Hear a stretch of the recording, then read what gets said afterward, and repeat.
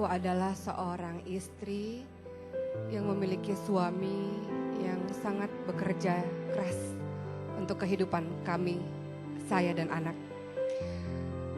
Suami saya biasa lembur pulang tengah malam dan kemudian tertidur dan seperti biasa menjalankan rutinitasnya untuk mengantar anak kami satu-satunya bernama Jelita berusia 7 tahun untuk pergi sekolah.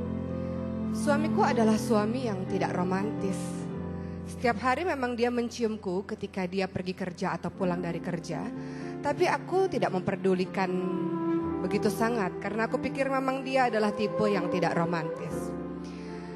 Suamiku dan aku jarang berbicara satu sama lain. Ketika kami berada di meja makan, seringkali dia sibuk dengan handphonenya, pun aku sibuk dengan handphoneku. Tapi rumah tangga kami baik-baik saja. Aku bisa bermanja-manja dengannya dan dia memenuhi semua permintaan-permintaanku.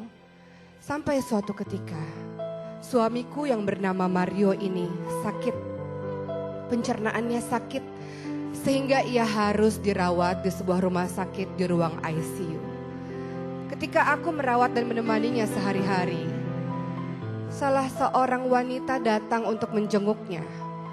Wanita yang belakangan aku tahu bernama Meisha ini adalah temannya dulu ketika masih kuliah, teman suamiku.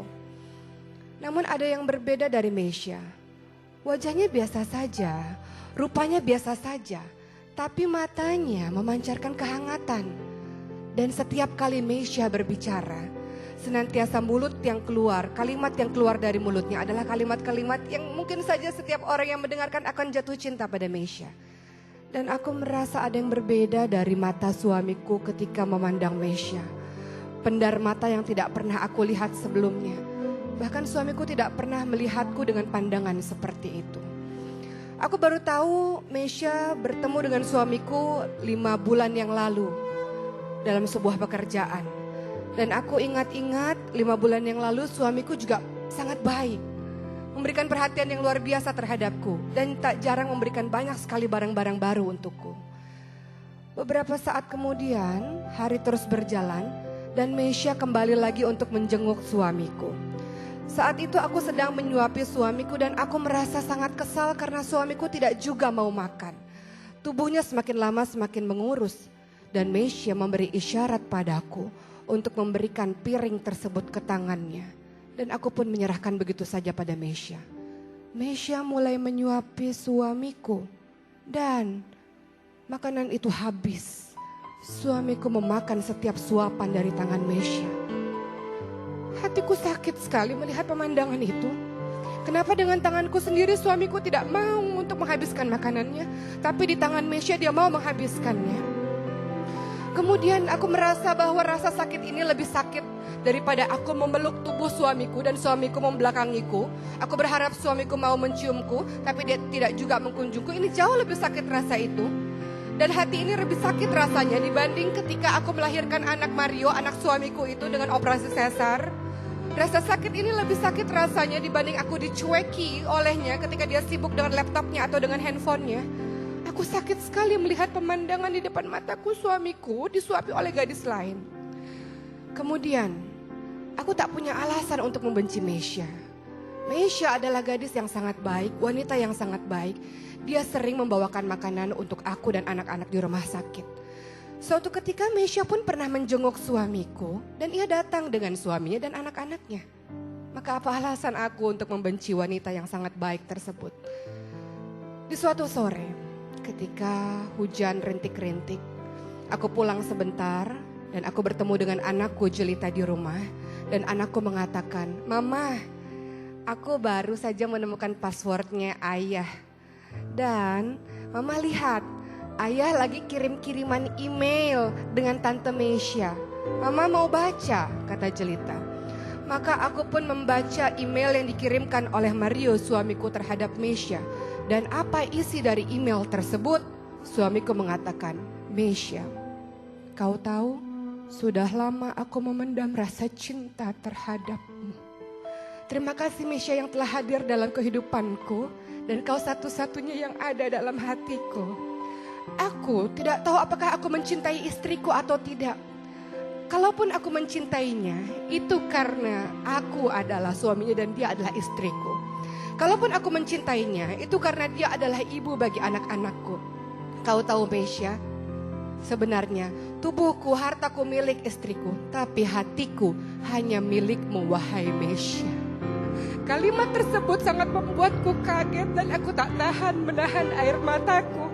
Selama 8 tahun pernikahan, nyata-nyatanya suamiku yang aku anggap sangat baik dan bertanggung jawab terhadapku tak memiliki rasa cinta di hatinya terhadapku. Dia mencintai wanita lain, dia mencintai Mesya.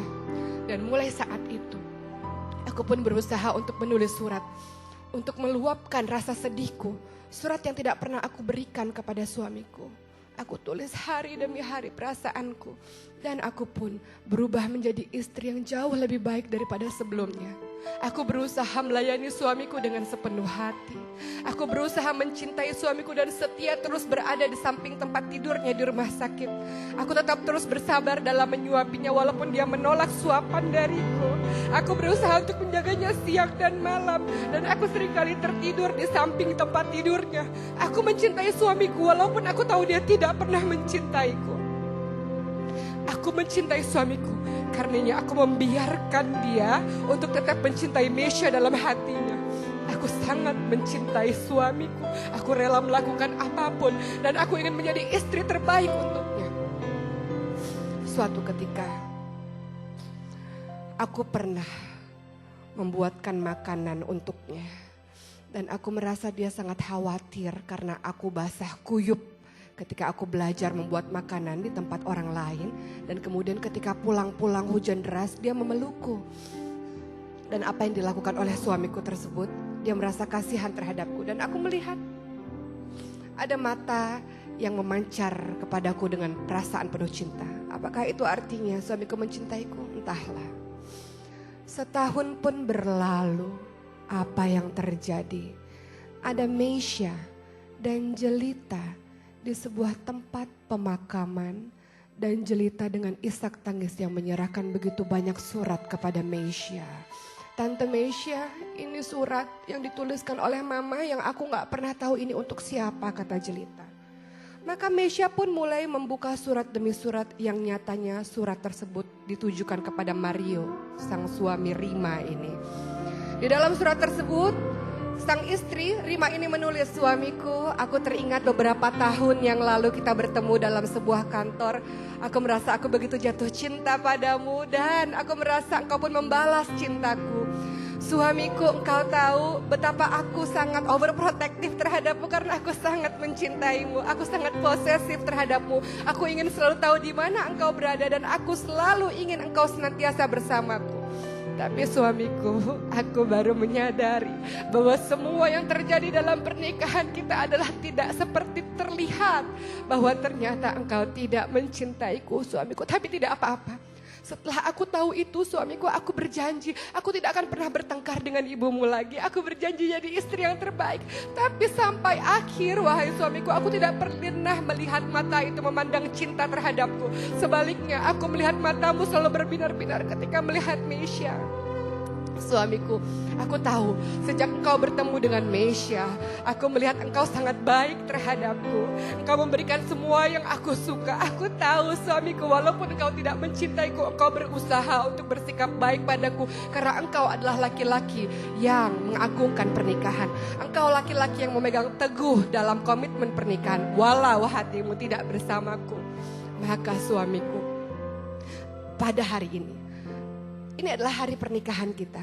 Aku tidak ingin terjadi seperti 1 tahun yang lalu ketika engkau pulang dengan larut malam. Aku pada hari ini belajar memasak, suamiku. Belajar memasak rumah Bude Tati, suamiku. Aku menaiki motor dengan hujan yang sangat deras. Aku berharap membuatkan makanan terenak sedunia untukmu, suamiku. Aku berharap engkau bisa mencintaiku setelah merasakan makanan buatanku itu. Namun ketika aku sampai di rumah, kemudian aku melihat bahwa engkau merasa khawatir terhadapku. Aku kaget melihatnya, suamiku. Karena aku tahu aku tidak pernah melihat pandangan itu terhadapku. Dan apa yang terjadi, engkau memelukku dan engkau merasa sangat khawatir terhadapku. Aku melihat ada pendar-pendar cinta di matamu. Benarkah itu, wahai suamiku? Ketika Mesya menutup surat tersebut, maka berlinanganlah air matanya. Jelita, sang anak ini mengatakan, Tante Mesya, engkau tahu, mamahku pada saat itu sedang mengendarai motor dan menjemputkan aku ke sekolah. Lalu mama memarkir motornya di samping jalan. Mama dengan wajah bahagia dan sumringah berjalan menyeberang untuk menjemputku. Namun ternyata ada mobil yang sangat cepat berjalan dan kemudian menubruk badan dari ibuku. Menabrak badan dari mamaku dan kemudian mamaku terpental, wahai Tante Mesya. Dan aku sempat melihat badannya bergerak-gerak sedikit dan melihat ke arahku sampai akhirnya ia memejamkan mata untuk selama-lamanya. Mamaku sudah tidak ada lagi, wahai Tante Mesya. Maka Mesya pun tidak sanggup lagi menahan air matanya. Kemudian ia mengambil surat di dalam tasnya, surat yang sudah dia print, email dari sang Mario ini, dari suami istri yang telah meninggal ini. Surat yang sejatinya ia mau memberikan kepada Rima. Apa isi surat itu? Mesya, aku baru menyadari setahun belakangan ini istriku telah berubah menjadi istri yang sangat baik. Kau senantiasa menyarankan aku untuk mencintai istriku. Maka ketika itu dia pulang dengan keadaan basah kuyup dan aku sangat khawatir terhadapnya. Wahai Mesya, engkau tahu aku berniat untuk membelikan mobil untuknya agar dia tidak kehujanan lagi. Bukan karena dia adalah ibu bagi anak-anakku, tapi karena aku baru merasa dia adalah belahan jiwaku. Ya Mesya, aku sudah jatuh cinta pada istriku. Terima kasih Mesya, aku bisa melupakanmu. Aku mencintai istriku. Surat itu di tangan Mesya bergetar. Ia ingin menyerahkannya kepada Rima, tapi Rima sudah tidak bisa lagi untuk membaca surat tersebut. Dan Mesya pun mengarahkan pandangannya kepada laki-laki yang bernama Mario yang memeluk sangat erat nisan dari seorang istri yang telah diabaikannya selama ini. Maka Mario memeluk nisan itu dengan sangat kuat dan ia menangis sejadi-jadinya tanpa berucap sepatah kata pun. Lihat, akulah suami, kata Mario, orang yang memang telah berselingkuh pikiran dan hati, memikirkan wanita lain, bukan memikirkan istriku sendiri. Maka Mario pun terus menangis dan Mesya mengatakan, lihat, inilah kisah bagaimana baru merasakan cinta yang sangat dahsyat ketika orang itu telah tiada. Kisah ini mendatangkan pembelajaran berharga untuk kita. Mungkin kita tidak berselingkuh secara fisik, tapi pikiran dan hati kita memikirkan pria lain. Pikiran dan hati kita memikirkan wanita lain. Rumah tangga yang sejatinya di dalam Al-Quran dikatakan sebagai mistakon walizo, sebagai seorang perjanjian, sebagai sebuah perjanjian yang kokoh. Kemudian kita nodai dengan apa? Dengan kita memikirkan orang lain. Ingat, pernikahan adalah perjanjian, adalah amanah. Bagaimana kita sejatinya berusaha mencintai pasangan kita karena dia yang terbaik. Karena dia jodoh yang terbaik yang diberikan oleh Allah Subhanahu wa Ta'ala. Maka hindarkan diri kita dari memikirkan orang lain, memikirkan orang yang haram untuk kita. Dan senantiasa luruskan pikiran kita, hati kita untuk mencintai suami, untuk mencintai istri yang dihalalkan Allah untuk kita. Insya Allah mudah-mudahan kita menjadi pasangan yang saling menjaga kesetiaan satu sama lain. Maka kehidupan rumah tangga sakinah, mawaddah, warahmah insya Allah mudah-mudahan menjadi pembelajaran.